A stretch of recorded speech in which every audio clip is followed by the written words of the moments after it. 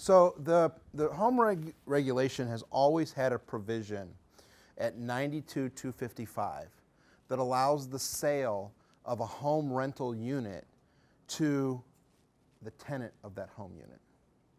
It's not something that's been used a lot in the past, but as we have some of these units that have been converted, and let's be honest, a single-family detached house as a standalone rental property does not make a lot of economic sense. You know, the economics of those transactions don't work. And so from a PJ standpoint as well as from a CHDO standpoint, while you have to convert it to rental to avoid repayment, and you may, if it's new construction now, be on the hook for a 20-year affordability period, you really want to be trying to figure out what your longer-term exit strategy is, to either make sure that you get to the point that it can make sense as a rental, which may mean finding ways to fund reserves and this, that, and the other thing, or one of the things that a lot of people are looking at is a sale to the tenant. A couple of things that we have to be really clear about when we talk about a sale to the tenant. They first have to be a tenant. So it's not that we say, oh, we missed the sales deadline, now we're going to offer lease purchase, because lease purchase is actually a home buyer activity. During the lease period of a lease purchase, the project's not actually subject to the home rent requirements, right? You don't have to rent at the high or the low home rent. You don't have to have a utility allowance, this, that, and the other thing, because it's really more of this hybrid model.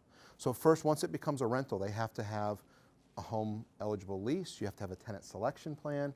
You also, explicitly within the rule, you cannot refuse to renew their lease or to terminate their lease because they don't buy the property. In lease purchase, when you set up the arrangement, you can say, look, Jennifer, you've got to buy this property a year from now, and if you don't, we can actually terminate the lease purchase and move on to somebody else. Once it's a home rental, they've established tenancy, and we have to continue to renew their lease, subject to they're meeting the terms of the lease and this, that, and the other thing, okay? So we can sell to the tenant, but they have to start out as a tenant. And once that tenant turns over, I have to follow my tenant selection plan that, all else being equal, selects people on a first come, first served basis.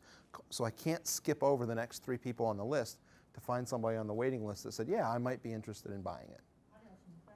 Yeah.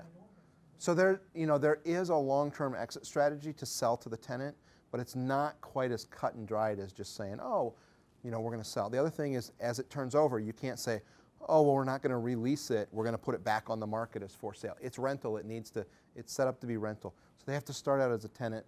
The tenant could then buy the property.